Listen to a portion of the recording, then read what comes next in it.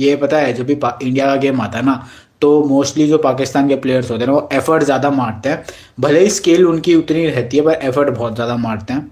मैंने देखा है, नसीम शाह को देखा है कि इंपॉर्टेंट गेम्स के अंदर नसीम शाह के अंदर कुछ तूफान आ जाता है, कि मैंने देखा है इंडिया के खिलाफ।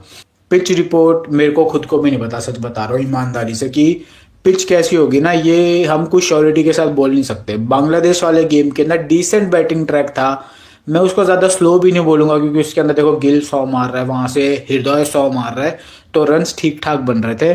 कुलदीप यादव, जडेजा, अक्षर पटेल, इनको बहुत कम विकेट्स मिले थे। अगर मैं जडेजा अक्षर पटेल को लूँ ना, तो अगर स्पिन ट्रैक होता तो इनको तो सबसे ज़्यादा विकेट मिलने चाहिए थे। तो हम ये भी नहीं बोल सकते कि स्पिन ट्रैक था। तो दुबई के अंदर विकेट्स होती है कि बैटिंग फ्रेंडली विकेट भी होती है, स्पिन के लिए भी विकेट होती है। तो मैच के टाइम पे एट दी एंड की कैसे विकेट होगी ना, वो डिसाइड करेगा कि हमें अपनी टीम को किस तरह से बनाना है। तो ये जो लाइव कर रहा हूँ ना मैं, ये बेसिकली मैं लाइव कर रहा हूँ प्लेयर्स की अंडरस्टैंडिंग के लिए, ठीक है। कि मान लो कोई है जिसको प्लेयर्स के बारे में नहीं पता, या फिर कोई इंपॉर्टेंट बात हो सकता है वो उसको नहीं पता, यहाँ से उसको पता चल जाएगी, तो उसलिए बस मैं लाइव कर रहा हूँ। बाकी पिच रिपोर्ट जो होगी ना, वो जब पिच मैं खुद देख लूंगा ना प्रैक्टिकली, जब टीवी में आता है या जब पिच रिपोर्ट आती है, पिच की इमेज जब शो होती है, तब हम ज़्यादा अच्छे से डिसाइड कर सकते हैं। अभी के लिए कुछ पता नहीं कि पाकिस्तान के साथ मैच है तो कैसी पिच देंगे, स्लो पिच देंगे या फिर थोड़ी सी इसको और फिर से अच्छी बैटिंग वाली विकेट दे देंगे जैसे बांग्लादेश के खिलाफ थी। तो पिच जनरली आईसीसी के इवेंट्स के अंदर अच्छी खासी बैटिंग ट्रैक रहता है। अभी देख लो 350 मार दी इंग्लैंड ने, ऑस्ट्रेलिया चेज ऑलमोस्ट करने वाली है, तो बैटिंग ट्रैक वाली विकेट रहती है आईसीसी के इवेंट्स में। पर दुबई की विकेट कैसी होगी उस बारे में श्योरिटी जब पिच की इमेज आएगी ना तब मैं बता सकता हूँ।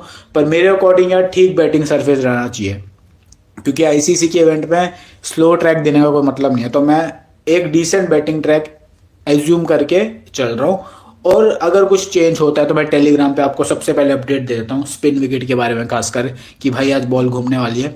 तो नीचे टेलीग्राम का लिंक है, वहां से ज्वाइन कर लेना जरूर हमारा टेलीग्राम चैनल। तो चलिए अब मैं देखो एक चीज आपको बता देता हूँ, क्लियरली बता देता हूँ, ध्यान से सुनना। जो भी दोनों टीम्स के मैचअप है ना, बिल्कुल भी अच्छे से अवेलेबल नहीं है। यानी क्योंकि देखो एक तो बहुत कम दोनों टीम आपस में खेलती हैं, आपको पता ही होगा गवर्नमेंट इश्यूज है, तो बहुत कम आपस में गेम्स होते हैं। लेकिन जो भी पास्ट में गेम्स हुए ना, उसके अंदर से भी जो कुछ मेन प्लेयर्स थे जो पहले खेला करते थे, उन्होंने वो या तो टीम में नहीं है या फिर उन्होंने रिटायरमेंट ले ली है। तो ये जो करंट स्क्वाड है इंडिया और पाकिस्तान का, इसमें मोस्टली ऐसे प्लेयर्स हैं जिन्होंने बहुत कम खेला है एक दूसरे अगेंस्ट। यानी डेटा वाइज हम वो नहीं कर सकते श्योरिटी से किसी को पिक या ड्रॉप कि यार अगर इस बॉलर का डेटा ये हमको ये बोल रहा है कि इस बैट्समैन की इसने बहुत बार विकेट ली है, ऐसी भी नहीं है। क्योंकि एक बार आउट करा है किसी को, ज़्यादा से ज़्यादा किसी ने 2 बार आउट करा है, तो उस बेस के ऊपर हम अपने डिसीजन नहीं ले सकते कि हमें किसी प्लेयर को ड्रॉप करना है या फिर उसको लेना है। लेकिन जितना भी मैंने देखा है ना पाकिस्तान के प्लेयर्स को कि यार उनकी वीकनेस क्या है, मान लो डेटा वाइज कोई हमारे पास वो नहीं है क्लू कि यार किसको लें किसको छोड़ें। पर अगर हम देखें पाकिस्तान जिन भी टीम्स के साथ अपने मोस्टली मैचेस खेलती है, उन टीम्स ने पाकिस्तान को कहाँ पे फंसाया है या फिर पाकिस्तान की वीकनेस कहाँ पे है, इंडिया की थोड़ी बहुत वीकनेस कहाँ पे, तो उस बारे में बात करेंगे। क्योंकि अल्टीमेटली जो पिच होगी ना कल की, वो बड़ा रोल निभाएगी। बैटिंग ट्रैक हुआ तो मैं इंडिया को फेवर करूंगा इस मैच के अंदर, क्योंकि इंडिया के पास बैट्समैन भी बहुत अच्छे हैं, बॉलर्स भी बहुत अच्छे हैं। स्पिन ट्रैक हुआ तब भी मैं इंडिया को फेवर करूंगा, क्योंकि क्वालिटी वाइज इंडिया बहुत अच्छी है, स्किल वाइज भी इंडिया बहुत अच्छी है। जैसे अभी इंग्लैंड और ऑस्ट्रेलिया का मैच चल रहा है, तो बॉलिंग वाइज इंग्लैंड को हम थोड़ा सा बेटर बोल सकते थे कि यार ऑस्ट्रेलिया के इनएक्सपीरियंस बॉलर है, लेकिन बैटिंग वाइज दोनों ही बराबर स्किल वाले थे ऑलमोस्ट। इंग्लैंड थोड़ा सा रश करके खेलती है, ऑस्ट्रेलिया जिम्मेदारी के साथ खेलती है, लेकिन अटैक दोनों टीम्स करती हैं बॉलर्स को। इंडिया पाकिस्तान के अंदर इंडिया का स्किल लेवल, चाहे वो बैटिंग का हो, चाहे वो फील्डिंग का हो, चाहे फिर वो बॉलिंग का हो, वो पाकिस्तान से ऊपर है। ऊपर मतलब इतने से भी ज़्यादा ऊपर है, इसलिए मैं इंडिया को मोस्टली फेवर करूंगा। पर अगर मान लो पाकिस्तान कर रही है, चेज कर रही है, अब तो यार फखर जमान भी नहीं है ना, नहीं तो अगर फखर जमान होता तो मैं बोलता है पाकिस्तान को हम एक थोड़ा सा चांस दे सकते हैं। तो पाकिस्तान के पास फिलहाल ऐसा कोई बैट्समैन नहीं है जो भयंकर स्ट्राइक रेट के साथ खेल सकता हो, ठीक है, याद रखना। तो अगर इंडिया ने पहले बैटिंग करते 320 330 मार दिया ना, तो भाई हो गया काम पाकिस्तान का। और अगर पाकिस्तान पहले बैटिंग करेगी तो मैं मोस्टली 260 से 270 एक्सपेक्ट करके ज़्यादा से ज़्यादा चल सकता हूँ। जो भी उनके प्लेयर्स हैं ना उनको देखते हैं। तो अब देखो, अगर मैं मैचअप वाइज आपसे बात करूँ ना, तो इंडिया की साइड से रोहित और गिल ओपन करेंगे। इनके सामने 3 बॉलर खेलेंगे, नसीम, शाहीन और राउफ। अभी कोलंबो में वर्ल्ड कप जो हुआ था 2023 का, उससे पहले जो मैचेस हुए थे वहां पे देखो रोहित शर्मा ने काफी अच्छे रन्स मारे थे इन्हीं जो 3 फास्ट बॉलर है ना इनके खिलाफ। शुभमन गिल स्टार्टिंग का जो फर्स्ट मैच खेला था अपना, पहला ही मैच पाकिस्तान के खिलाफ, तो बहुत डिफेंसिवली खेला था। लेकिन उसके बाद भाई उसने भी काफी अटैक में शाहीन को 7 पता नहीं 6 चौके मार दिए थे एक ही पारी के अंदर। तो कोई भी ऐसा मैचअप नहीं है पाकिस्तान के बॉलर्स का जो हमें ज्यादा थ्रेटनिंग लगता हो कि यार ये तो आएगा ना, ये इसे पक्का आउट कर देगा। अब मैं आपको बताऊं, जैसे शाहीन शाह अफरीदी है, शाहीन शाह अफरीदी ने रोहित शर्मा को पास में 2 बार आउट करा है, ठीक है। पर उस समय कंडीशन कुछ मैचों में क्लाउडी वेदर था, कुछ मैचों में शाहीन शाह अफरीदी तब 2021 के टाइम पे बहुत तेज हुआ करता था। कुछ मैच उसने वहां खेले थे, होता है ना थोड़ा सा अच्छी वाली होती है जहां से बाउंस अच्छा खासा निकल रहा होता विकेट से। तो ओवरऑल जितनी बार भी शाहीन ने रोहित को आउट करा ना, वहां पे मोस्टली वेदर का रोल होता था कि यार क्लाउडी वेदर है। अगर आपको कोलंबो वाला मैच याद हो जिसके अंदर ये हमारा कौन था, ईशान किशन और पांड्या की मस्त पार्टनरशिप हुई थी, तो वहां पे रोहित शर्मा को शाहीन ने आउट कर दिया था, लेकिन वहां पे वेदर क्लाउडी वेदर था, ठीक है। तो हमको ये भी ध्यान में रखना है कि यार जब बादल का मौसम होता है ना तो फास्ट बॉलर्स को नेचुरली एडवांटेज मिल जाता है, बॉल स्विंग थोड़ी सी ज्यादा होने लग जाती है। लेकिन दुबई में पूरा धूप निकली रहती है, अगर आपने मैच देखा हो इंडिया बांग्लादेश का, धूप होती है दुबई के अंदर। तो शाहीन को मौसम से तो फिलहाल मेरे को लग नहीं रहा कुछ मदद मिलने वाली है। और इस समय जो रोहित शर्मा का फॉर्म है और इस समय जो शाहीन अफरीदी का फॉर्म है ना, अगर रोहित शर्मा ने जैसे बांग्लादेश वाले मैच के अंदर थोड़ी देर के लिए बॉल स्विंग हुई थी स्टार्टिंग के 4 से 5 ओवर, जिसके अंदर ये सौम्य सरकार, शांतो, इन्होंने अपने विकेट थ्रो कर दिए थे, हृदय जो टिका रहा 100 मार गया, तो बैटिंग फ्रेंडली विकेट तो थी। तो वैसे ही अगर रोहित शर्मा स्टार्टिंग में जो थोड़ा बहुत स्विंग मूवमेंट मिलता रहता है ना, किसी भी कोई भी बॉलर उसको थोड़ा सा स्विंग मूवमेंट मिलता है मामूली सा, तो अगर उसको निकाल दिया रोहित शर्मा ने तो भाई बहुत रन आने वाले हैं रोहित शर्मा के। नसीम शाह जो है, नसीम शाह ने भी बहुत डॉट बॉल खिलाई थी रोहित शर्मा को जब क्लाउडी वेदर में कोलंबो में खेला था। लेकिन अब होगा धूप का मौसम और नसीम शाह अभी फिलहाल उतने रिदम में है नहीं। लेकिन नसीम शाह के बारे में आपको एक चीज बता देता हूँ, जो शाहीन, राउफ और नसीम, इनमें से 3 में से देखो शाहीन अफरीदी के पास स्किल है, वो कहीं ना कहीं से विकेट निकाल लेता है, चाहे पिट के निकाल ले, चाहे बैटिंग से रन स्कोर कर दे, पॉइंट वो ले आता है कहीं ना कहीं से। पर जो नसीम शाह है ना, मैंने इसको पर्सनली ऑब्जर्व करा है कि यार ये जो है ना, जब भी कोई इंपॉर्टेंट मैच होता है ना, समझ रहे हो, तो इसके अंदर अलग एनर्जी लगती है मेरे को, बहुत अलग एनर्जी। कुछ लोगों को लगता होगा नहीं यार बॉलिंग से आप बात करो, नहीं ये बैटिंग भी करने आता है ना जब भी किसी इंपॉर्टेंट मैच के अंदर, तो इसके अंदर वो दिखता है कि नहीं यार मुझे कुछ अच्छा करना है। तो नसीम शाह इंपॉर्टेंट गेम्स जब होते हैं या फिर मैं बोलूँ स्पेशल गेम्स जब होते हैं तो बहुत अच्छा डिलीवर करने का ट्राई करता है। अब मैंने बोल दिया कि यार वो ट्राई करता है तो इसका मतलब ये नहीं है कि हर बार करेगा। लेकिन इंडिया के खिलाफ T20 वर्ल्ड कप में भी आई थिंक इसने 2 विकेट लिए थे, 3 विकेट, लेकिन उस टाइम पे पिच काफी सपोर्ट कर रही थी फास्ट बॉलर को। वहां पे भी शाहीन ने रोहित को आउट करा था, वो पिच सपोर्ट कर रही थी इसको, फास्ट बॉलर्स को, याद रखना। तो नसीम शाह की मैं बात कर रहा था, ये इंपॉर्टेंट गेम्स में परफॉर्म करता है इंडिया के खिलाफ और ये ट्राई पूरा करता है, चाहे बैटिंग से करे चाहे बॉलिंग से करे। तो कुछ डिफरेंशियल ट्राई करना हो ना जीएल के अंदर, मैं सीवीसी नहीं बोलूंगा नसीम को कर दो कि यार सीवीसी कर दो, इतना तो नहीं, पर हाँ ट्राइबल पिक है। स्मॉल लीग के अंदर भी डिफरेंशियल थोड़ा सा रिस्क लेना हो ना, फर्स्ट इनिंग्स बॉलिंग कर रहा है चाहे सेकंड इनिंग्स बॉलिंग कर रहा है, ये इसके अंदर मतलब है, ये कहीं ना कहीं से जान लगाता है, मतलब इंपॉर्टेंट गेम्स के अंदर स्टार्टिंग में कुछ करता है। लेकिन रोहित शर्मा के सामने हल्का सा थ्रेट रहेगा कि इसकी जो नसीम शाह की बॉल जो आउट स्विंग होती है ना, यहाँ पे बहुत बार मेरे को याद है यार, रोहित शर्मा को पता है, एक बार बताता हूँ, कोलंबो का में जब मैच हो रहा था ना, एशिया कप के जब मैचेस चल रहे थे वर्ल्ड कप से पहले, 2000 ओडीआई वर्ल्ड कप जो था ना उससे पहले, तो मैंने रोहित और इसको, गिल को, दोनों को ड्रॉप करा था अपनी टीम से। और नसीम शाह लगभग रोहित को एक बार तो आई थिंक उसका कैच ड्रॉप हो गया था आउटसाइड एज पे और एक बार बच गया था। तो मुझे याद है मैंने देखा था, मेरे अंदर से आ रहा था भाई आउट कर दिया, रोहित मारने लग गया था ना उस मैच के अंदर। बाद में बहुत मारा था रोहित ने, 50-50 कर दिए थे। लेकिन स्टार्टिंग में बहुत नसीम शाह ने प्रॉब्लम दी थी। पर अब जो रोहित शर्मा है वो काफी अच्छे फॉर्म में भी है और वो काफी अच्छा बाउंस को टैकल भी कर रहे हैं। स्टार्टिंग में नसीम हो चाहे शाहीन हो, बस एक ही थ्रेट है कि अगर रोहित शर्मा ने इनके जो 3 से 4 ओवर जो थोड़ा बहुत स्विंग मूवमेंट मिलेगा ना, उसको अगर निकाल दिया ना तो भाई मेरे को विकेट के ऊपर कुछ लग नहीं रहा था। जो बांग्लादेश का मैच था ना इंडिया के साथ, तो विकेट के ऊपर इतना कुछ नहीं लग रहा था फास्ट बॉलर्स के लिए। तो वहां पे फिर रोहित शर्मा काफी अच्छी इनिंग्स खेल सकते हैं। और अगर आपको 2017 का I think champions trophy match था जहाँ पे रोहित और शिखर धवन ने, पता नहीं ओडीआई मैच था 2017-18 के आसपास, जहाँ पे इन दोनों ने चेस कर दिया था 263 पता नहीं 65 रन, दोनों ने 100 मारे थे। तो 9 विकेट से इंडिया जीत गई थी, 250 रन चेस कर दिए थे इन दोनों ने। तो रोहित शर्मा बहुत अच्छा करते हैं पाकिस्तान के खिलाफ। सामने शाहीन शाह अफरीदी होगा। मोस्टली लोग पता है क्या सोचेंगे, रोहित मतलब फ्लॉप हो जाएगा पुराने मैचअप देख के। पर लोग ये मिस कर देंगे कि वहां पे शाहीन अफरीदी को या तो पिच से सपोर्ट मिल रहा था, जो न्यूयॉर्क वाली विकेट थी अगर आपको याद हो, जहां पे पेसर चल रहे थे, या फिर जब क्लाउडी वेदर था जहां पे बॉल बहुत ज्यादा स्विंग मूवमेंट कर रही थी, तब शाहीन विकेट निकाल रहा था। अब यहाँ पे जब धूप खिली होगी, बैटिंग ट्रैक होगा जो हम एक्सपेक्ट करके मोस्टली चल रहे हैं, तो यहाँ पे शाहीन की बॉल कितनी स्विंग होएगी, कितनी देर के लिए स्विंग होएगी, कि अगर रोहित शर्मा ने 3-4 ओवर भी खेल लिया ना डिफेंसिवली, मतलब थोड़ा सा आराम से, तो फिर कितना शाहीन को कामयाबी मिलेगी रोहित के अगेंस्ट। तो रोहित के सामने थोड़ा थ्रेट तो होगा, हल्का फुल्का मामला, 4 से 5 ओवर का हल्की फुल्की स्विंग का, उसके बाद में कुछ नहीं है।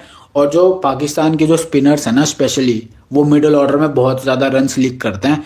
तो एक बात याद रखना, मिडिल ऑर्डर के अंदर जब ये पाकिस्तान के जो स्पिनर आएंगे ना 15 ओवर के बाद से और 40 ओवर के पहले पहले जो भी ये बॉलिंग होगी पाकिस्तान की, 15 ओवर से 40 ओवर तक जो भी इंडिया का बैट्समैन सेट हो गया ना, या फिर जिसकी भी बैटिंग आ गई, वो रन स्कोर कर सकता है। खुशदिल शाह के ऊपर, अबरार अहमद के ऊपर, फिर ये आगा सलमान के ऊपर, हैरिस राउफ के ऊपर। अभी मेरे मुंह से कुछ और निकल रहा था, हैरिस टेप, समझ गए, जिनको समझना समझ गए होंगे।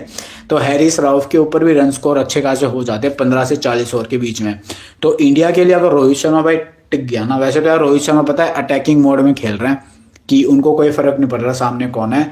तो रोहित शर्मा को अपनी स्मॉल लीग टीम से तो भाई बिल्कुल ड्रॉप ना करना, मेरा पर्सनल सजेशन होगा। और ग्रैंड लीग टीम से चांस ले सकते हो कि क्या पता आउट हो जाए ना, क्योंकि रोहित शर्मा अब आगे बढ़ बढ़ के मार रहे हैं सारे बॉलर्स को।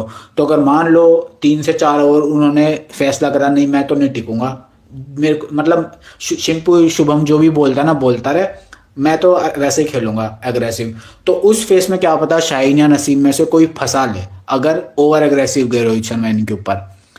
इसलिए जीएल में आप चांस ले सकते हो कुछ टीम्स में ड्रॉप करने का रोहित को, बट स्मॉल लीग में तो बिल्कुल नहीं लेना, बिल्कुल नहीं भाई, खेलेगा ना बहुत मारेगा। उसके बाद में शुभमन गिल के लिए मैं सेफ बोलूंगा। देखो शुभमन गिल सेफ खेल रहा है काफी ज्यादा, यानी शुभमन गिल आराम से खेल रहा है, कोई हड़बड़ी नहीं कर रहा। इंग्लैंड के खिलाफ भी जो उनके फास्ट बॉलर्स आए थे काफी अच्छा खेला था। शाहीन अफरीदी को भी गिल ठीक खेलता है, नसीम शाह को भी मेरे को ऐसा नहीं लगता। नहीं न, देखो नसीम शाह की बॉल पता है नेचुरली आउट स्विंगर आती है, तो शुभमन गिल स्टार्टिंग में बहुत आराम से खेलता है, तो बाहर की जो बॉल जा रही होगी ना उसको छेड़ेगा भी नहीं, तो ऐसे वो स्विंग भी कट हो जाएगी किसी तरह। फिर जैसे ही बॉल बैट के ऊपर ठीक आ रही होगी, मिडल ओवर्स तक शुभमन गिल पहुंच जाएगा, तो आराम से वो ले जाएगा अपना, कर सकता है अच्छे खासे रन। तो शुभमन गिल के ऊपर मेरे को लगता नहीं कोई मेजर थ्रेट है इस मैच के अंदर। पर इंडिया पाकिस्तान का गेम है, थोड़ा सा यार अंदर से, जैसे अभी मेरे अंदर एक्साइटमेंट है, तो प्लेयर्स के अंदर भी होता होगा कि इतनी सारी पब्लिक होगी ना वहाँ पे, तो कैसा खेलेगा। वैसे देखो शुभमन गिल ने अभी तक पाकिस्तान के खिलाफ कोई भी मेजर बड़ी इनिंग्स खेली नहीं है।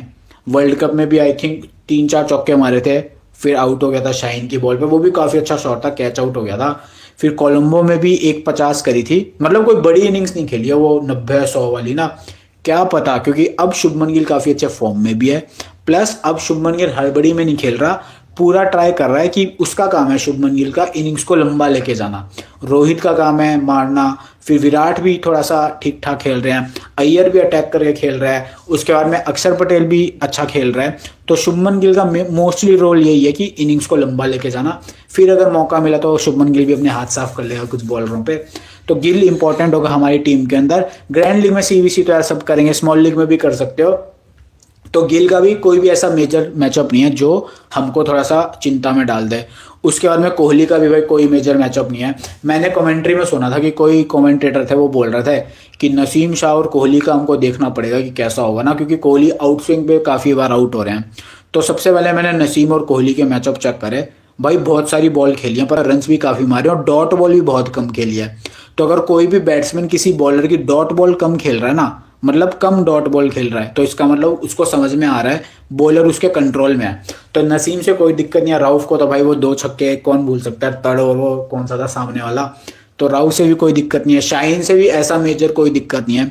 तो उसके बाद में जो ये आएगा श्रेयस अय्यर, इसके मैचअप उतने अवेलेबल नहीं है, पर जिस हिसाब से जो भी पाकिस्तान के बॉलरों की स्पीड है ना और जिस लाइन लेंथ पे वो बॉलिंग कर रहे हैं, वहां पे श्रेयस अय्यर काफी अच्छा खेल रहा है भाई। इंग्लैंड के पेसर्स ने काफी बाउंसरें मारी थी, पर काफी अच्छा खेला श्रेयस अय्यर।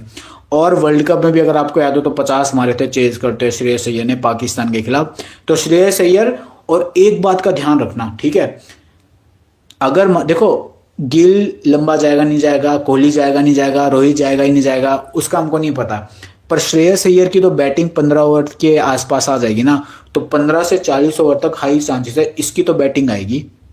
और फिर ये अबरार अहमद, आगा सलमान, खुशदिल शाह इनको खेलेगा।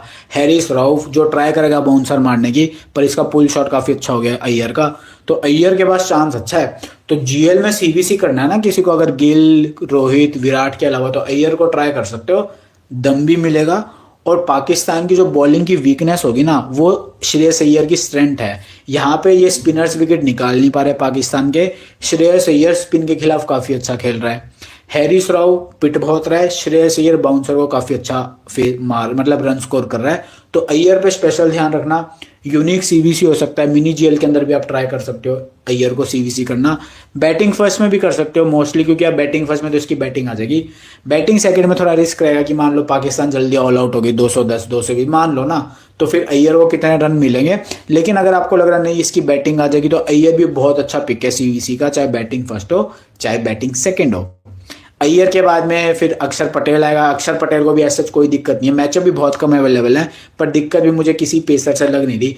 जैसा मैंने काफ़ी बार बोला है, जो भी तेज डालता है ना, जो गुड लेंथ पे टप्पा खा के जो चेस्ट हाइट पे बॉलिंग करता है, जैसे जोफ्रा आर्चर, बेरिडन कार्ड्स, तो उन टाइप के बॉलर्स को अक्षर सिंगल डबल करके खेलता है। तो हैरिस राव को सिंगल डबल करके निकाल देगा। जब तक अक्षर की बैटिंग आएगी, शाहीन तो बॉलिंग करवा नहीं रहा होगा ना, और तब तक बॉल मूवमेंट भी इतना नहीं कर रही होगी, तो अक्षर वहां से भी बच गया। नसीम शाह भी मिडिल ओवर्स में उतना ऑपरेट नहीं करता, और आ भी गया तो भी मुझे लगता नहीं अक्षर पटेल के सामने कुछ मतलब बड़ा करने वाला है नसीम शाह। तो अक्षर पटेल अपनी टीम में पक्का रखना। बॉलिंग से भी वैल्यू अक्षर पटेल के साथ, क्योंकि तो लंबा है, जो लंबे बॉलर्स होते हैं उनको एक्स्ट्रा बाउंस भी मिलता है, ठीक है। और उनकी बॉल थोड़ी बहुत वो बोल सकते हो, जैसे देखो मेरी हाइट, मान लो मेरी हाइट का कोई बॉलर बॉलिंग कर रहा है ना, तो उसकी बॉल मान लो जैसे स्टंप से, मान के चलो ये हमारा जो भी माइक्रोफोन है ना स्टंप है, मेरी बॉल मान लो यहाँ तक बाउंस हुई, ठीक है। अब मेरे से कोई लंबा बॉलर है ना, उसकी बॉल यहाँ तक बाउंस होगी, तो जो बैट्समैन होंगे ना, जो बैट्समैन होता है उसको, देखो स्पिनर्स की हाइट नेचुरली लंबी नहीं होती है जितना, अगर मैं आपने भी अगर क्रिकेट खेली होगी ना, फास्ट बॉलर्स लंबे होते हैं, स्पिनर्स मीडियम थोड़ा डिसेंट हाइट के होते हैं। अक्षर पटेल लंबा है, रिशाद हुसैन लंबा है, तो इनको एक्स्ट्रा बाउंस मिलता है। तो जो भी प्लेयर इनके खिलाफ कट मारने जाता है ना, तो वो फंस सकता है एक्स्ट्रा बाउंस के चक्कर में। प्लस अक्षर पटेल मिडल ओवर के अंदर बैटिंग करेगा, जहां पे पाकिस्तान के बॉलर्स विकेट नहीं निकाल पा रहे, तो इसको एडवांटेज दोनों साइड से मिल रहा है, बैटिंग से भी बॉलिंग से भी। तो अक्षर पटेल मेरी टीम में मस्ट पिक होगा, चाहे बॉलिंग फर्स्ट करे इंडिया, चाहे बॉलिंग सेकंड करे इंडिया। उसके बाद में देखो अक्षर के बाद में हमारे केएल राहुल आएंगे, बहुत नीचे आ रहा है भाई केएल राहुल। तो विकेट कीपिंग सेक्शन से देखो केएल राहुल, मोहम्मद रिजवान, दो ऑप्शन है, पर अगर थोड़ा सा मैं देखूँ ना वैल्यू किसके साथ ज़्यादा है, तो मोहम्मद रिजवान के साथ ज़्यादा है। डेफिनेटली केएल राहुल भाई रिजवान से बहुत अच्छा बैट्समैन है, पर वैल्यू वाइज देखो कि यार इसकी तो बैटिंग ही बहुत नीचे आ रही है, रिजवान की इतनी पहले आ रही है। तो स्मॉल लीग में तो बहुत अच्छा ऑप्शन मोहम्मद रिजवान ही है। जीएल में अगर आपको लग रहा है नहीं इंडिया वन साइडेड मारेगी, तो आप केएल राहुल ट्राई कर सकते हो। केएल राहुल के भी ऐसा कोई मैचअप नहीं है जो थ्रेटनिंग मैचअप हो। अगर आपको कोलंबो वाला मैच याद है, तो जहाँ पे विराट ने कुछ 126 130 मारे थे, वहां पे केएल राहुल भी जब चोट के बाद आया था, तो इसने भी 100 करे थे। तो राहुल बहुत अच्छा पिक हो सकता है अगर इसकी बैटिंग टाइम से आ गई। इसकी बैटिंग बहुत नीचे आ रही है, तो स्मॉल लीग में रिस्की पिक हो जाएगा ना, पता चले इसकी बैटिंग ही नहीं, कुछ करा ही नहीं। तो केएल राहुल के मैचअप भी बहुत अच्छे हैं, बस प्रॉब्लम ये कि बैटिंग नीचे आ रही है। उसके बाद में पांड्या को भी एज सच कोई थ्रेट नहीं है मैचअप से, सबको ठीक खेला है, ज़्यादा इन्होंने खेला नहीं है, पर जो भी नसीम, शाहीन, राउफ, जो भी इनकी स्ट्रेंथ है ना, वहाँ पे पांड्या खेल जाता है। और पाकिस्तान के खिलाफ हमारे पांड्या भाई का पुराना रिश्ता है, चैंपियंस ट्रॉफी का रिश्ता है, तो आज क्या पता थोड़ा सा पांड्या भी थोड़ा आ जाए। तो पांड्या के ऊपर ध्यान रखना यार। बॉलिंग से पता नहीं कितने ओवर मिलेंगे पांड्या को, क्योंकि देखो पिछले मैच के अंदर बहुत कम ओवर डाले पांड्या ने, और ये कोई वार्म अप मैच नहीं था, पिछला वाला आईसीसी का मैच था, तो वहां पे ओवर्स कम डाले। तो ओवर अगर इसको नहीं मिल रहे तो यार फिर वैल्यू कम हो गई पांड्या की, अगर इसको ओवर ज्यादा नहीं मिलते हैं। बैटिंग वाइज इसकी बैटिंग बहुत नीचे आ रही है, तो यार कब तक बैटिंग आएगी, जब तक आएगी तब तक टारगेट अगर चेज हो गया तो ये रिस्क है पांड्या के साथ। पर पांड्या भाई पाकिस्तान के खिलाफ काफी अच्छी बैटिंग बॉलिंग करता है, ये याद रखना। पांड्या के बाद में हमारे जडेजा भाई आएंगे। जडेजा भी हैरिस राउफ, नसीम शाह टाइप के बॉलर को सिंगल डबल करके मोस्टली गेम खेलने की कोशिश करते हैं। तो ओवरऑल देखो, अगर मैं मोटा मोटा बोलूं, किसी भी इंडिया के बैट्समैन को किसी भी पाकिस्तान के बॉलर से फिलहाल मैचअप वाइज कोई दिक्कत नहीं है। अब पिच देखनी पड़ेगी कि यार घास वाली पिच देंगे, थोड़ी सी स्लो विकेट देंगे, क्योंकि हमको नहीं पता है पिच कैसी है। तो इस गेम के अंदर पता है पिच डिसाइड करेगी कि हमें अपनी टीम कैसे बना रही है। बैटिंग ट्रैक होगा तो बैट्समैन इंपॉर्टेंट हो जाएंगे, स्लो ट्रैक होगा तो ऑलराउंडर्स इंपॉर्टेंट हो जाएंगे, स्पिनर्स इंपॉर्टेंट हो जाएंगे। घास वाला अगर ट्रैक होता है कि लाइव ग्रास है विकेट के ऊपर, तो वहां पे पेसर इंपॉर्टेंट हो जाएंगे जो थोड़ा सा जान लगा के मारते हैं ना, जैसे शमी हो गए, हर्षित राणा भाई हो गए। तो मैचअप वाइज इंडिया के बैट्समैन को एज सच कोई दिक्कत नहीं है किसी भी पाकिस्तान के पेस बॉलर से, और इंडिया के बैट्समैन को किसी भी पाकिस्तान के स्पिनर से भी कोई दिक्कत नहीं है, ना ही अबरार अहमद से दिक्कत है। देखो बहुत लोगों को लग रहा है कि अबरार अहमद, पता है जैसे रिशाद हुसैन 2 विकेट लेके गया था ना, आदिल राशिद भी इंडिया के खिलाफ विकेट निकाल रहा था, तो अबरार अहमद भी काफी विकेट निकालेगा। पर याद रखना, रिशाद हुसैन की हाइट लंबी थी तो उसको एक्स्ट्रा बाउंस मिल गया था। कोहली कट मारने जा रहे थे, अब वो बॉल अगर नॉर्मल कोई हाइट का बॉलर डाले तो इतनी बाउंस नहीं होती वो, पर रिशाद की बॉल थोड़ी सी एक्स्ट्रा बाउंस हुई तो वो मिस टाइम शॉट हो गया, तो कोहली हो गए कैच आउट। उसके बाद में अक्षर पटेल के साथ भी सेम हुआ यार, एक्स्ट्रा बाउंस जब होती है ना तो शॉट मिस टाइम हो जाता है। बैट्समैन सोचता कुछ हो रहा है कि यार ये बॉल यहाँ तक उठेगी, पर लंबे हाइट के बॉलरों की, जिनकी हाइट लंबी होती है ना, उनकी बॉल चाहे पेसर की हो चाहे स्पिनर की हो, थोड़ी सी एक्स्ट्रा बाउंस आ जाती है। तो अबरार अहमद की हाइट नॉर्मल है, तो मेरे को लगता नहीं इससे एक्स्ट्रा बाउंस वाला कोई खतरा है। और इंडिया के किसी भी प्लेयर को कोई दिक्कत नहीं है भाई मिस्ट्री स्पिनर से। वरुण चक्रवर्ती को बहुत खेलती है इंडिया, कुलदीप यादव को बहुत खेलती है, राशिद खान को कितना खेला है, तो मेरे को बिल्कुल भी नहीं लगता अबरार अहमद को इस गेम के अंदर कुछ भी मिलने वाला है, अनलेस एंड अनटिल की अगर विकेट पे स्पिन हुआ। पर अबरार अहमद स्पिन भी नहीं करवाता, तो ये भी आप बात ध्यान में रखना कि स्पिन विकेट पे भी अबरार अहमद को उतने विकेट नहीं मिलते, क्योंकि वो स्पिन ही नहीं करवाता, उसकी बॉल स्पिन ही नहीं होती, उसकी बॉल सीधी जाएगी या फिर हल्की सी अंदर, बस ये 2 बॉल है उसके पास। मैंने नहीं देखा अबरार अहमद की बॉल टपका खा के बाहर ज्यादा वो निकालता हो, या तो सीधी या फिर हल्की सी अंदर। तो यहाँ पे इंडिया के किसी भी प्लेयर को एज सच कोई दिक्कत नहीं होने वाली। तो देखो हमने इंडिया के मैचअप डिस्कस करे, इंडिया के किसी भी बैट्समैन को किसी भी पाकिस्तान के बॉलर से, चाहे वो पेसर हो चाहे वो स्पिनर हो, कोई दिक्कत नहीं है। स्पिनर्स को भी सबने ठीक खेला है, पेसर को भी सबने ठीक खेला है। अब अगर इंडिया बैटिंग फर्स्ट कर रही है तो डेथ में जो भी पाकिस्तान के बॉलर्स होंगे ना, जो भी डेथ ओवर्स डालेंगे, शाहीन आएगा, नसीम आएगा, राउफ आएगा, जो भी डालेंगे, तो वहां उनको डेथ में विकेट्स मिल सकते हैं। पता चल इंडिया के होता है ना, मारने के चक्कर में विकेट दे गए, तो उस केस के अंदर अब ये किस्मत है कि यार डेथ के अंदर इन तीनों में से किसको विकेट मिलेंगे। हो सकता है इन तीनों में से किसी को ना मिले, कि यार जैसे कोलंबो में हुआ था, इंडिया 356 मार गई, सबको 1-1 विकेट कुछ मिला था, या फिर ये भी हो सकता है सबको 2-2 विकेट मिल जाए डेथ के अंदर। तो ये थोड़ा सा किस्मत वाला कॉल होगा कि यार किसको लें किसको छोड़ें, क्योंकि मैचअप वाइज मेरे को इतना बड़ा पाकिस्तान के बॉलर से आता हुआ नहीं दिख रहा है मैचअप वाइज। तो रोहित शर्मा के साथ तो मैं सीवीसी की गारंटी नहीं लेने वाला, क्योंकि जीएल के अंदर आप ट्राई कर सकते हो, स्मॉल लीग के अंदर रिस्क होगा, क्योंकि वो भाई वो मार के खेल रहे हैं। पता नहीं आप जैसे होता है ना टीवी देख रहे हो गए, 3-4 छक्के लगे, हाय हाय हाय हाय, अपनी रैंक चेक कर रहे हो, पता चला अगली बॉल पे विकेट। जब बांग्लादेश के खिलाफ हुआ कितना सही खेल रहे थे, पर छक्के मारने के चक्कर में आउट। जबकि शुभमन गिल ने आराम से खेला, मारने वाली बॉल को मारा तो वो लंबा खेल गया। रोहित शर्मा हर बॉल पे घुमा रहे हैं, पता है, हर बॉल पे, बस यही प्रॉब्लम है। और केएल राहुल अगर टॉप ऑर्डर के आसपास आ गए ना, मान लो ऐसा आपको लग रहा है कि नहीं यार इंडिया के 2-3 विकेट पता है अर्ली चले जाएंगे, क्या पता रोहित शर्मा आउट हो जाए, विराट कोहली लंबा नहीं जा पा रहे और रन्स भी उतने लंबे नहीं मारे, क्या पता वो आउट हो जाए। तो अगर केएल राहुल की बैटिंग आ गई ना 25 ओवर के आसपास, तो भाई ये भी बहुत अच्छा ऑप्शन है, टीम में लेने लायक, सीवीसी करने लायक भी, क्योंकि इसने भी पाकिस्तान के खिलाफ काफी अच्छे स्कोर्स करे हैं। तो देखो इंडिया के ओवरऑल मैचअप में कोई दिक्कत नहीं है, पाकिस्तान के मैचअप पे हम चलते हैं, ठीक है। तो एक बार मैं आपको मैचअप समझा देता हूँ, फिर हम आराम से बात करेंगे तसल्ली से, क्योंकि मेरे अंदर लगा रहता है कि यार मैं मैचअप समझा दूं ताकि एक बार फिर पता चल जाए ना। तो अब ध्यान से सुनना, देखो पाकिस्तान के जो बैट्समैन है ना, उन्होंने भी इंडिया के बॉलर्स को उतना नहीं खेला है। मोहम्मद शमी को भी कुछ बाबर आजम और ये जो रिजवान है ना, इन्होंने 2021 में खेला था, वो जो T20 वर्ल्ड कप याद है आपको, 151 इंडिया ने मारे थे वहां 10 विकेट से हार गई थी इंडिया। पाकिस्तान में बाबर आजम रिजवान दोनों ने जिता दिया था बिना कोई विकेट गिराए। तो बाबर आजम और रिजवान ने उस मैच के अंदर शम्मी को काफी अच्छा खेला था, लेकिन ये पास्ट है, ठीक है, और वहां पे ड्यू भी आ गई थी। तो बहुत लोग क्या करेंगे कि वो मैचअप चेक करेंगे, उनको दिखेगा कि नहीं बाबर ने तो पिटाई करी है शम्मी की, फिर मोहम्मद रिजवान ने भी शम्मी की बहुत पिटाई करी है तो शम्मी को ड्रॉप कर दो बॉलिंग सेकंड के अंदर। बॉलिंग फर्स्ट में तो सब रखेंगे मोहम्मद शम्मी को, मैं बात कर रहा हूँ बॉलिंग सेकंड की, वो सोचेंगे नहीं इसे ड्रॉप कर दो। लेकिन उस मैच के अंदर ड्यू काफी ज्यादा आ गया था, तो बॉल के ऊपर पकड़ बढ़ाना बहुत मुश्किल हो गया था इंडिया के बॉलर्स के लिए, तो मक्खन एकदम पिच बन गई थी बैटिंग के लिए। लेकिन अब ड्यू उतना नहीं आ रहा है दुबई के अंदर, तो भाई शम्मी को अपनी टीम में पक्का रखना, ठीक है। ज्यादा मैचअप अवेलेबल नहीं है बाबर और रिजवान के साथ, थोड़े बहुत अवेलेबल हैं जिसके अंदर बाबर और रिजवान ने पिटाई करी है मोहम्मद शमी की, लेकिन वो एक ही मैच था जहां पे ड्यू काफी ज्यादा आ गया था, यहाँ पे ऐसा नहीं है।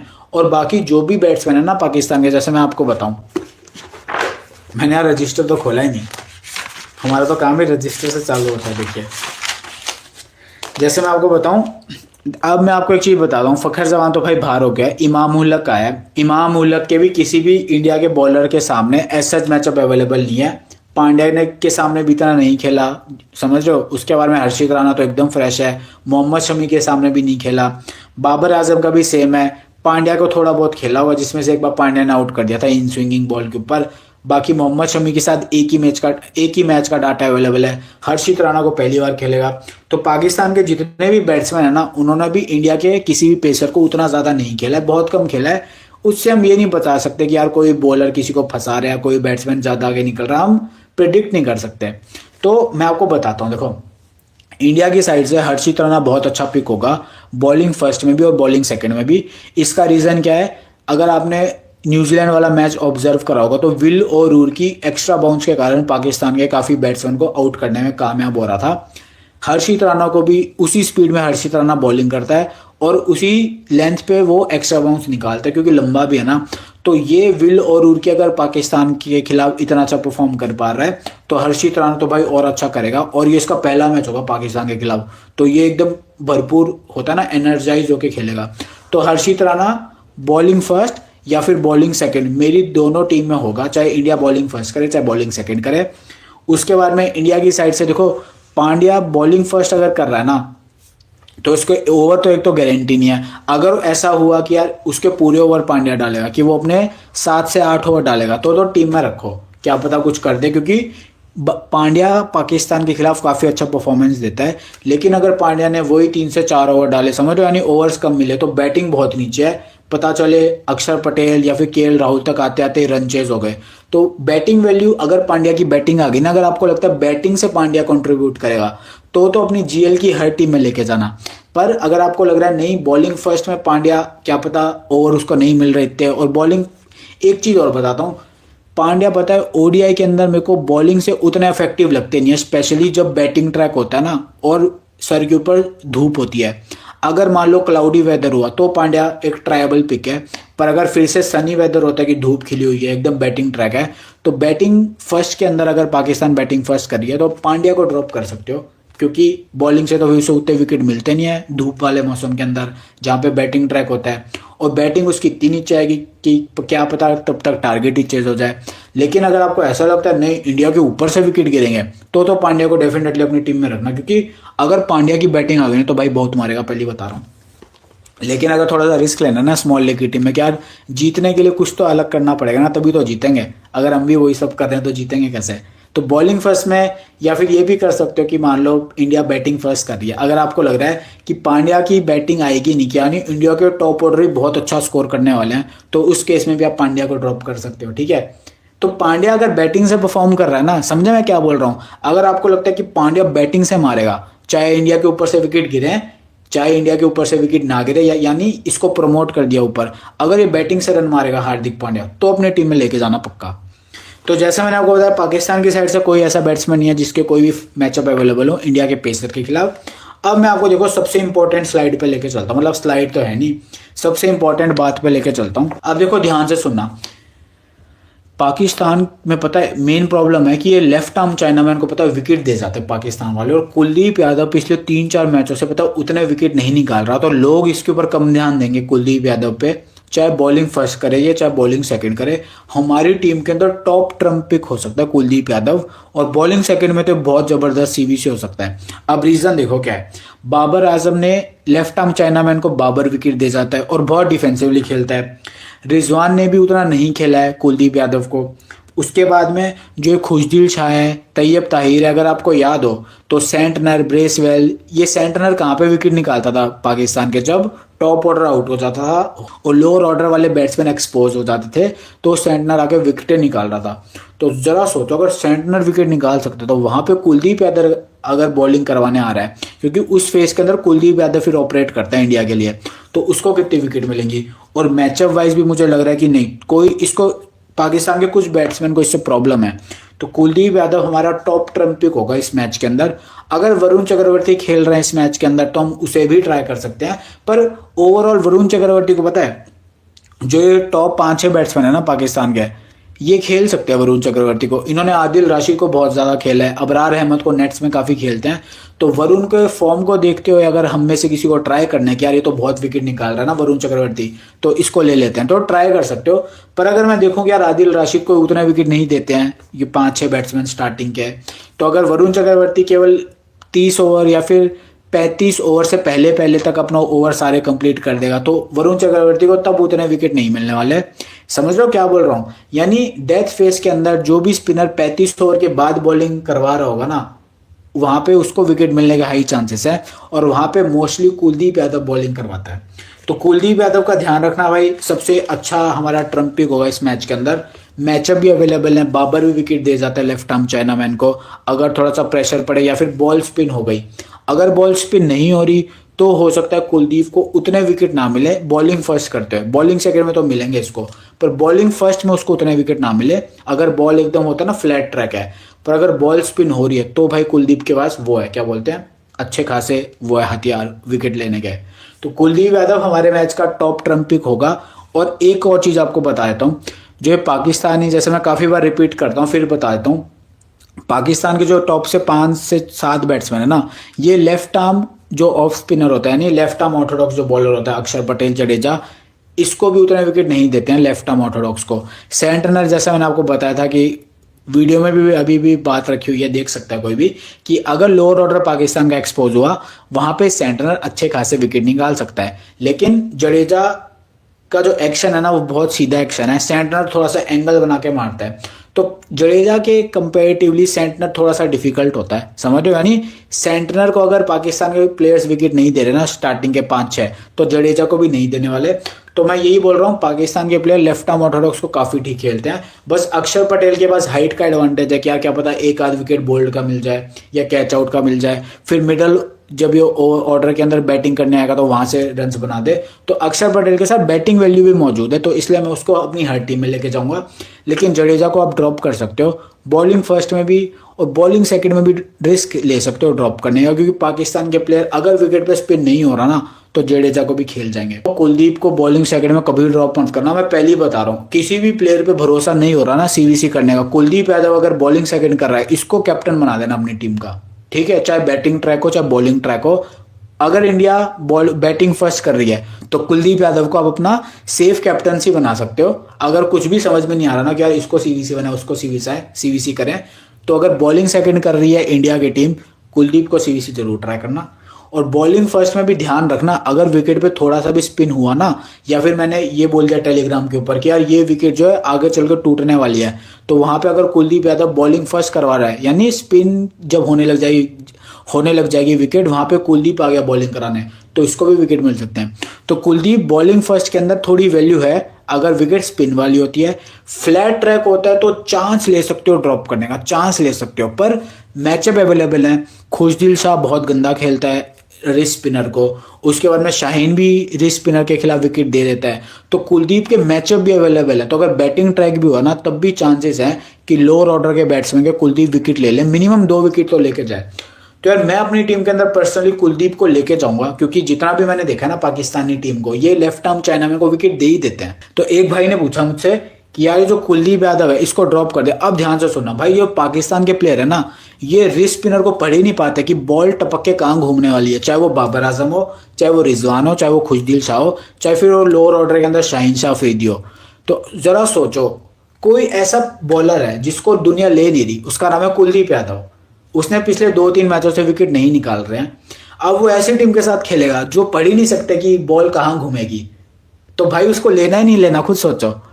मतलब आपके हाथ में छुरी दे रखी है और आपके सामने गुब्बारे हैं बहुत सारे, ठीक है, अब आप फोड़ोगे नहीं फोड़ोगे, तो वैसे ही वो अब आपके हाथ में कुलदीप यादव को लेने का ऑप्शन है अपनी टीम के अंदर, और सामने ऐसे बैट्समैन है जो नहीं पढ़ पा रहे कि बॉल इधर घूमेगी कि उधर घूमेगी, तो कुलदीप यादव को लोगे कि नहीं लोगे। तो सोचो बॉलिंग फर्स्ट में अगर उसकी इंपॉर्टेंस इतनी है, तो बॉलिंग सेकंड में जब प्रेशर होगा पाकिस्तान के ऊपर चेस करने का, वहां कुलदीप यादव क्या कर सकता है, जरा सोच के देखो, मतलब सोच के देखो जरा। मैं फर्स्ट इनिंग्स में भी कुलदीप यादव को लूंगा भाई। बांग्लादेश के प्लेयर लेफ्ट आर्म स्पिन को, मैंने मैचअप भी आपको बताया था ना, स्पेशली बोला था बांग्लादेश वाले मैच में कि बहुत लोग कुलदीप यादव को थोड़ा ध्यान दे रहे हैं मैच के अंदर, पर बांग्लादेश के प्लेयर लेफ्ट आर्म चाइनामैन को ठीक रीड कर लेते हैं, डिफेंसिव वे में उसको निकाल देंगे कुलदीप यादव को। पर ये जो पाकिस्तान वाले हैं ना, इनको नहीं पता बॉल इधर घूमेगी कि उधर घूमेगी, और इनके विकेट भी गिर जाते हैं। इनके पास कोई ऐसा बैट्समैन भी नहीं है जो एंड तक खेले। तो लोअर ऑर्डर के अंदर 2 से 3 ओवर कुलदीप यादव के पड़े रहते हैं। अगर आपने बांग्लादेश का मैच देखा होगा तो वहां पे जो लोअर ऑर्डर के बैट्समैन आएंगे ना बैटिंग करने के लिए कुलदीप के खिलाफ, तो ये 2 विकेट ले सकता है कुलदीप यादव। हो सकता है दोनों बोल्ड या फिर 33 वाले पॉइंट ले जाए। तो कुलदीप अपनी टीम में मस्ट पिक रखना। देखो पाकिस्तान की तरफ से एक अच्छा प्लेयर मैं बताता हूँ, इमाम उल-हक वापिस आया है। ये स्पिन को काफी अच्छा खेलता है, लेग स्पिन को भी ये काफी अच्छा रीड करता है। लेफ्ट आर्म चाइनामैन को इसने कम खेला है, पर मैंने जितना भी देखा है ना, इसको ये निकाल सकता है लेफ्ट आर्म चाइना, यानी कुलदीप यादव को खेल सकता है। क्योंकि अगर कोई प्लेयर लेग स्पिनर को ठीक खेल रहा है ना, तो इसका मतलब उसको समझ में तो आ रहा है कि बहुत कम आउट हो रहा है, और डॉट बॉल भी बहुत कम खेलता है इमाम उल-हक लेग स्पिनर के खिलाफ, यानी वो पढ़ पा रहे हो हाथ से बॉलर को। तो अगर हाथ तो ये हो चाहे ये वाला हाथ हो, हाथ तो हाथ होता है, तो कुलदीप यादव को भी हाई चांसेस है, इसको भी वो रीड कर सकता है, यानी हो सकता है छक्के चौके ज्यादा ना मारे पर सिंगल डबल करके निकाल दे। तो इमाम उल-हक भाई हमारा टीम का एक ट्रम्प पिक हो सकता है। लोग ध्यान नहीं देंगे इमाम उल-हक पे, क्योंकि बहुतों को लगेगा कि यार ये तो अचानक से आ गया, इसके ऊपर प्रेशर होगा। अगर इमाम उल-हक ने 10 ओवर जो होते हैं ना इंडिया के, वो निकाल दिए ना, जैसे अगर मैंने बोला ना 10 ओवर इंडिया के निकाल दिए, तो एक तो लेफ्टी बैट्समैन है, सामने जडेजा होगा लेफ्ट आर्म ऑर्थोडॉक्स, तो लेफ्टी बैट्समैन के सामने एडवांटेज मिलेगा इसको इमाम उल-हक को लेफ्ट आर्म बॉलर के सामने। अक्षर पटेल के सामने एडवांटेज मिलेगा क्योंकि खुद भी लेफ्टी है। कुलदीप यादव जो रिस्ट स्पिनर है उसको भी निकालने की इसके पास अच्छी खासी पॉसिबिलिटी है, यानी निकाल सकता है। तो इमाम उल-हक ने अगर जो भी स्टार्टिंग के स्विंग होते हैं ना 4 से 5 ओवर अगर खेल गया, क्योंकि इसको रन्स बनाने हैं, पता है अभी सारे लोग बात कर रहे हैं कि यार इमाम को अपनी टीम में क्यों लिया, क्यों ले लिया, ये तो चाचा भतीजा है, इसको क्यों उठा लिया। तो इमाम उल-हक ट्राई करेगा कि यार मैं मेरे एटलीस्ट वो करके जाऊं, रन्स करके जाऊं, कि यानी मेरे ऊपर फिर वो ना है तलवार, क्या तेरे कारण हम मैच हार गए। तो मैं प्लेयर की थिंकिंग आपको बता रहा हूं कि मान लो मेरे को किसी टीम अचानक से भेज दिया जहां पे सारे लोग मुझे बोल रहे हैं कि यार तू मतलब क्यों, होता है ना, मतलब एक नेगेटिव माहौल बना रखा है, तो मैं ट्राई करूंगा कि यार मैं एटलीस्ट अपना काम कर दूं, क्योंकि ताकि मुझ पे तलवार ना लटके। तो मैं इमाम उल-हक एक ट्रम्प पिक हो सकता है, बैटिंग फर्स्ट में भी और बैटिंग सेकंड में भी। पर बस जब बैटिंग सेकंड ये कर रहा होगा तो शमी की बॉल अच्छी खासी स्विंग में आ रही है। मैंने शमी को यार काफी देर से ऑब्जर्व कर रहा हूँ शमी को मैं, तो रिदम में काफी अच्छा आ रहा है। तो अगले 2 मैच जो होंगे ना, मान लो सेमीफाइनल जब भी इंडिया खेलेगी, अगर इंडिया खेलती है तो शमी एकदम परफेक्ट मिलेगा आपको, वही वर्ल्ड कप वाला। अभी मैं देख रहा हूँ रिदम में काफी अच्छी उसकी आ रहा है शमी। तो बॉलिंग सेकंड के अंदर ये शमी का थ्रेट होगा कि यार बॉल शमी की मूव अच्छी खासी करती है, तो नाइट गेम के अंदर थोड़ी बहुत बॉल मूव करी तो एक किसी ने बोला था जरा सी बॉल इधर उधर हुई, समझे क्या तो वैसे ही अगर बॉल स्विंग हुई तो फंसा सकता है शमी इमाम उल-हक को, बट ट्राई करना है क्योंकि स्पिनर्स इमाम उल-हक स्पिनर्स को खेल सकता है, लेफ्ट आर्म स्पिनर हो गए उनको निकाल सकता है, लेफ्ट आर्म चाइनामैन के खिलाफ भी सर्वाइव कर सकता है। तो एक बार अगर फास्ट बॉलर के जो भी होते हैं ना ओवर, स्पेशली शमी का ओवर, मैं हर्षित राणा को उतना रेट नहीं कर रहा क्योंकि हो सकता है वो थोड़ा सा बाउंसर मारता है ना हर्षित राणा, तो नीचे नीचे करके छोड़ दे, लेकिन शमी की बॉल तो खेलनी पड़ेगी। तो एक बार बॉलिंग सेकंड के अंदर अगर निकाल गया शमी को, तो फिर इसके रन आ सकते हैं इमाम उल-हक के 30, 35, 40। हमें इतना ही तो चाहिए, ट्रम्प प्लेयर्स है जिसको भी हम ट्रम्प मार रहे हैं। और अगर बॉलिंग फर्स्ट शमी कर रहा है तो धूप के अंदर उतनी स्विंग नहीं होगी, तो फिर वहां पे इमाम उल-हक को और भी कम ट्राई करना पड़ेगा कि यार मान लो बॉलिंग सेकंड के अंदर जब इंडिया बॉलिंग सेकंड कर रही है वहां पे से 7 से 8 ओवर थोड़ा सा आराम से खेलना पड़ेगा क्योंकि बॉल हिल रही होगी। पर बॉलिंग फर्स्ट जब इंडिया कर रही होगी तो 4 से 5 ओवर बॉल ज्यादा हिल रही होगी, समझ रहे हो, तो इससे कम इंतजार करना पड़ेगा। तो इमाम उल-हक एकदम दुनिया से हट के बता रहा हूँ, बाबर आजम भाई फॉर्म में बिल्कुल भी नहीं है और इंडिया के खिलाफ मैंने देखा नहीं कभी कुछ बड़ी पारी खेली हो, लेकिन बाबर ट्राई करें कि एटलीस्ट सर उनके रन्स बने, क्या कि होता है ना तलवार उनके ऊपर ना है कि यार तेरे कारण हार रहे हैं। तो बाबर भी ट्राई करेगा वही सिंगल डबल करके अपना गेम चलाने की। मोहम्मद रिजवान भाई बहुत अच्छा विकेट कीपिंग से एक ही ऑप्शन है, सेफ ऑप्शन मोहम्मद रिजवान ही है। आगा सलमान के साथ देखो रिस्क है भाई, अब ध्यान से सुनना, इंपॉर्टेंट गेम है, बड़ा गेम है। आगा सलमान पहली बार मतलब समझ रहे हो इंडिया के खिलाफ एक बार उधर आया था खेलने के लिए कोलंबो में ओडीआई, तो 20-25 रन करे थे और फिर कुलदीप यादव ने आउट कर दिया था। आगा सलमान उतना गंदा खेलता नहीं है लेफ्ट आर्म चाइनामैन को, स्पिनर्स को उतना गंदा खेलता नहीं है, पर अगर सेकेंड इनिंग्स ये बैटिंग कर रही है पाकिस्तान तो आगा सलमान पे भी हम ड्रॉप का चांस ले सकते हैं। रीजन वही है कि अगर इंडिया ने 320-330 मार दिया ना, बैटिंग ट्रैक हुआ तो इन पे आ जाएगा प्रेशर और ड्यू आ नहीं रही है तो फंस सकता है आगा सलमान भी। बॉलिंग से आपको पता है वैल्यू ज्यादा है नहीं आगा सलमान के साथ। बैटिंग फर्स्ट अगर पाकिस्तान कर रही है तो इमाम उल-हक, आगा सलमान, मोहम्मद रिजवान को तो लेना ही है, वो तो ऑप्शन ही एक इकलौता बचा है। बाबर आजम फॉर्म में नहीं है, टुक सिंह कोशिश कर रहे हैं यार कि यार मेरे रन बने किसी तरह। कुलदीप को डिफेंसिवली बहुत खेलते हैं बाबर आजम, अगर बॉल पे स्पिन नहीं हो रहा है ज्यादा तो कुलदीप को निकाल जाएंगे सिंगल डबल कर करके, अगर स्पिन हो रहा है तो कुलदीप फिर से फंसा लेगा। तो पाकिस्तान की साइड से ट्रम्प पिक है इमाम उल-हक, दुनिया नहीं लेके आने वाली। जैसे आज मैंने जॉश इंग्लिश को लिया ना ऑस्ट्रेलिया वाले मैच के अंदर, देखो 100 मार के दुनिया नहीं लेके आई। वैसे इमाम उल-हक से तो मैं 100 एक्सपेक्ट नहीं कर रहा, पर 35 से 40 रन बैटिंग फर्स्ट में आ सकते हैं, बैटिंग सेकंड में भी आ सकते हैं, पर बस थोड़ा सा और इंतजार करना होगा ताकि स्विंग निकल जाए। तो इमाम अपनी टीम में लेके चलना। आगा सलमान बैटिंग फर्स्ट में ट्राइबल ऑप्शन है, मस्ट पिक कैटेगरी में आगा सलमान इस मैच में नहीं है। और रिजवान तो लेना ही है। शाहीन अफरीदी अपनी टीम में रखना, चाहे बॉलिंग फर्स्ट हो चाहे बॉलिंग सेकंड हो, बॉलिंग सेकंड में भी ड्रॉप मत करना शाहीन अफरीदी को। नसीम शाह एकदम डिफरेंशियल पिक होगा बॉलिंग वाइज, बॉलिंग फर्स्ट में भी और बॉलिंग सेकंड में भी। बॉलिंग सेकंड में बॉल थोड़ी सी ज्यादा स्विंग करेंगे under the lights, bowling first में डेथ में आके विकेट ले सकता है। और जैसा मैंने आपको बताया नसीम शाह इंपॉर्टेंट गेम के अंदर काफी एनर्जी के साथ खेलता है और कई बार डिलीवर भी कर देता है। अगर आपको वर्ल्ड कप वाला मैच याद हो, ये एशिया कप वाला मैच याद हो, 3 विकेट ले गया था T20 में, एशिया कप जो हुआ था ना, ये ओडीआई वर्ल्ड कप से भी पहले की बात बता रहा हूँ, 2022 का जो T20 वर्ल्ड कप हुआ था उससे भी पहले की आई थिंक आसपास की बात है। नसीम शाह वहां खेला था तो उसके पैर में आई थिंक चोट वोट लग गई थी, तब भी उसने डिलीवर करा। तो नसीम इंपॉर्टेंट गेम में मैंने देखा यार उसको। उसके बाद एक वो आ जाता है कि यार मुझे करना है, समझ रहे हो, बंदे में वो आ जाता है ना मुझे करना है, तो एक उम्मीद काफी ज्यादा बढ़ जाती है कि यार ये तो पॉइंट देगा, समझ रहे हो। तो डिफरेंशियल ऑप्शन एक नसीम शाह का भी है बॉलिंग फर्स्ट में, बॉलिंग सेकंड में भी ट्राई कर सकते हो, बस बॉलिंग फर्स्ट में स्पेशली। मैं मेरी पर्सनल टीम बताऊं क्या है, अगर पाकिस्तान बॉलिंग फर्स्ट कर रही है ना तो मैं इंडिया का टॉप 5 तो रखूंगा, अय्यर रखूंगा, अक्षर रखूंगा, रोहित रखूंगा, गिल रखूंगा, विराट रखूंगा, हर्षित राणा रखूंगा और कुलदीप रखूंगा। तो ये कितने हो गए, 1 2 3 4 5 6 7 हो गए ना। मोहम्मद शमी भी रखूंगा क्योंकि यार मोहम्मद शमी है। तो 8 प्लेयर हो गए मेरे पास इंडिया की तरफ से। पाकिस्तान से फिलहाल मेरी बेस टीम जो होती है ना, हम एक डेमो टीम बनाते हैं तो उसमें मेरे 3 ही प्लेयर बन रहे हैं। एक बन रहा है मेरे पास ये मोहम्मद रिजवान जो कि यही बन रहा है विकेट कीपिंग से। बॉलिंग से शाहीन अफरीदी तो मैं हर केस में लेके जाऊंगा, चाहे बॉलिंग फर्स्ट ये करे चाहे बॉलिंग सेकंड करे। तीसरा डिफरेंशियल ऑप्शन है, यहाँ पे मैंने नसीम शाह फिलहाल रख रखा है कि यार बैटिंग वाइज पता है पाकिस्तान के ऊपर प्रेशर आ जाएगा रन्स बनाने का, तो Imam ul-Haq under the lights Mohammed Shami को कैसा खेलेंगे, तो ये क्वेश्चन मार्क है क्योंकि यार काफी स्विंग होते हैं, इंपॉर्टेंट गेम है। और एक बात को और ध्यान रखना भाई, मोहम्मद शमी के अंदर भी टीस मच रही होगी कि भाई वर्ल्ड कप में पाकिस्तान ने 10 विकेट से हराया था और इनको बाबर और रिजवान ने अच्छे रन मारे थे और ये 1 विकेट नहीं निकाल पाए थे पूरे मैच में।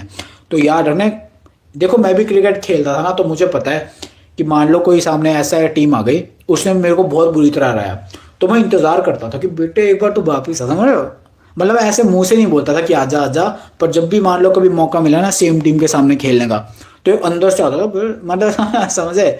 तो मोहम्मद शमी के अंदर भी वो भरा होगा, कहीं ना कहीं तो भरा रहेगा कि कोई भी टीम वर्ल्ड कप में 10 विकेट से हारती है ना तो बॉलर्स के मन के अंदर भरा रहता है, कुछ ना कुछ तो होगा।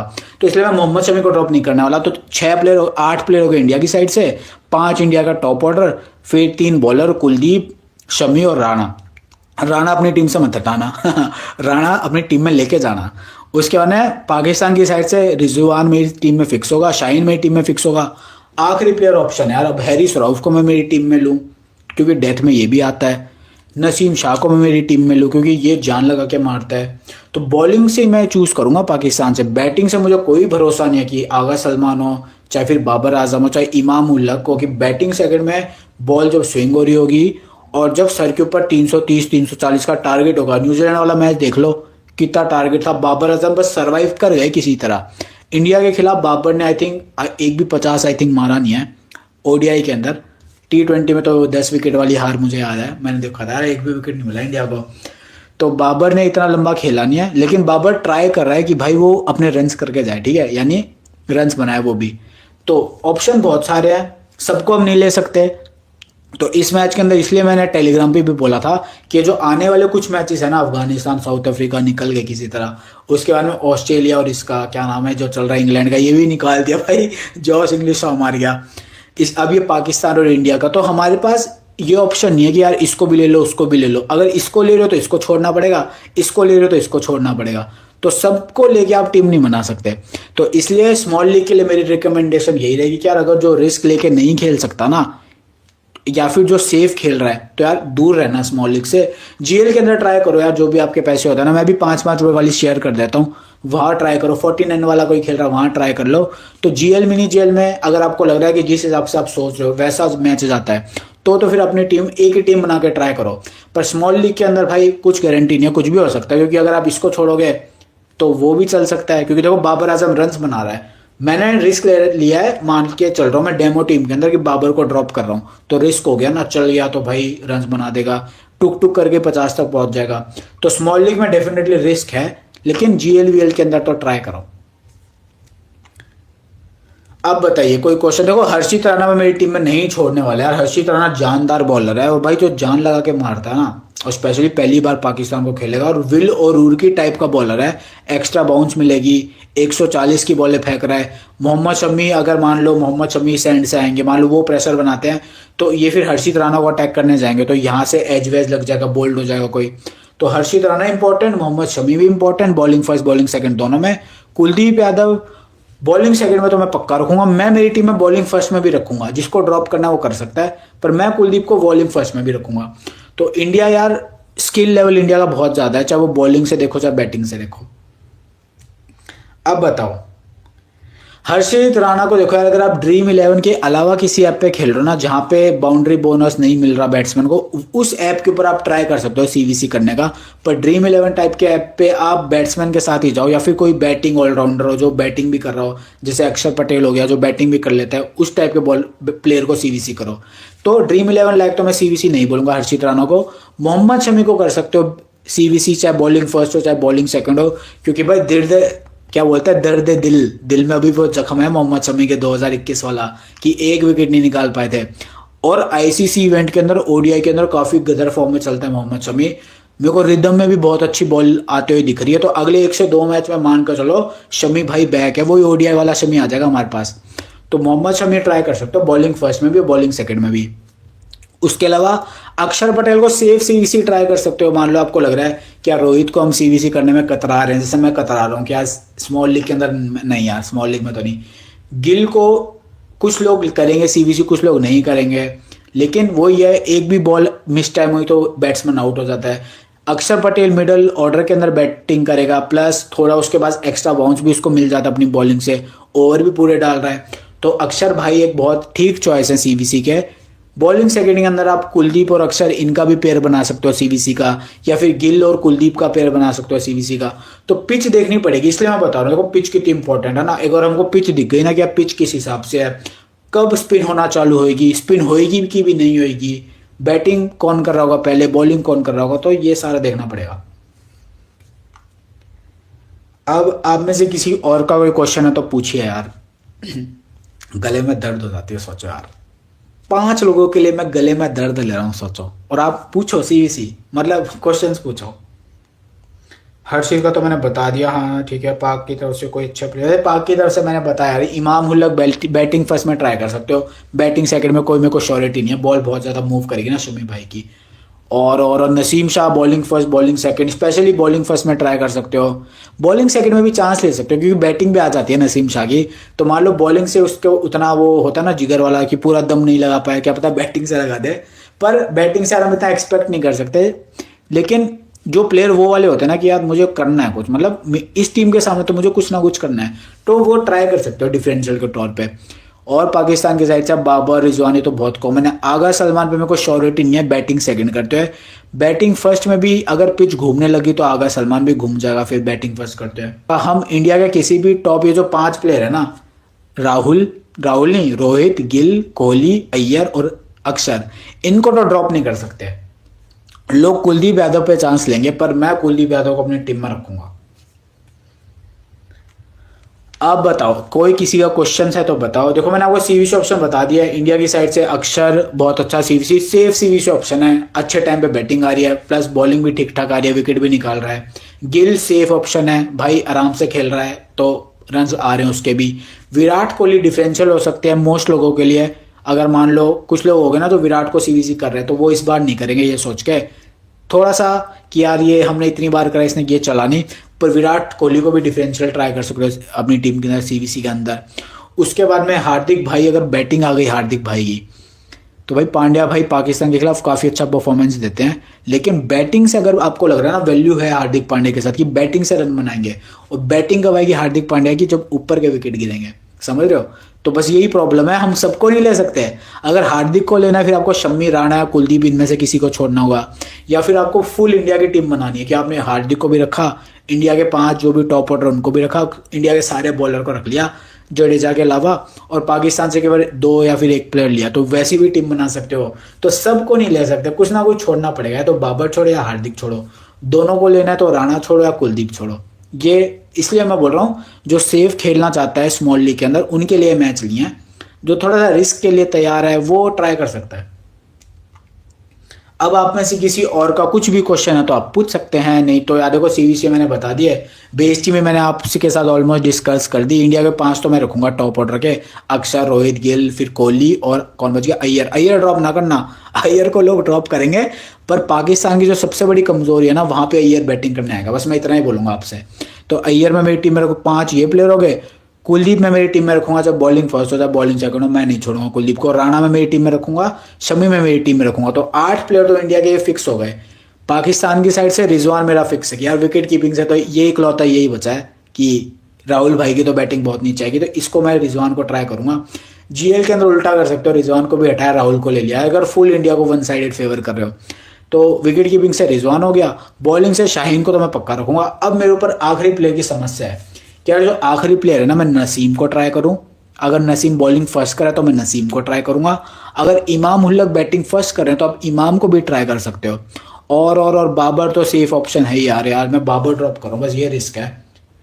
अगर जो सेफ जा रहा है वो बाबर को भी ले सकता है, बाबर, रिजवान, शाहीन, तीनों को रख लिया जो सेफ जा रहा है ना, क्योंकि 8 तो इंडिया के मेरे फिक्स हैं, 3 इनको रख लिया अगर पाकिस्तान बॉलिंग फर्स्ट कर रही है। और अगर पिच में थोड़ी स्पिन हो रही है तो मैं भी किसी स्पिनर को ट्राई कर सकते हो, आगा सलमान को बैटिंग फर्स्ट में ट्राई कर सकते हो। तो कुछ भी हो सकता है, समझे, इस मैच के अंदर।